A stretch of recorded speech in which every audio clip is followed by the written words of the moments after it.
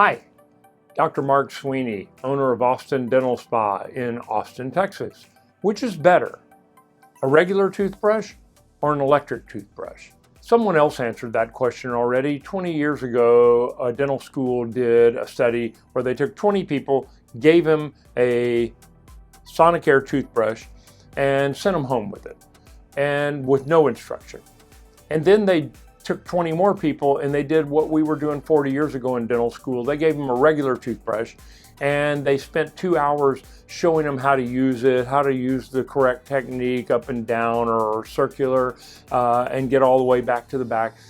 And even after that 2 hours of instruction, 2 weeks later when they came back, the people that took home the electric toothbrush, 100% were healthier than the people who used the regular toothbrush. That study has been duplicated several times, same results. That's what sold me on the idea of an electric toothbrush.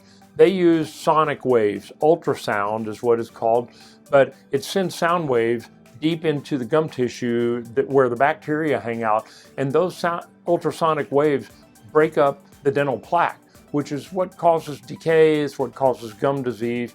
Bacteria can't really hurt you individually, but as they group into larger and larger colonies, that's where they start to cause the problem.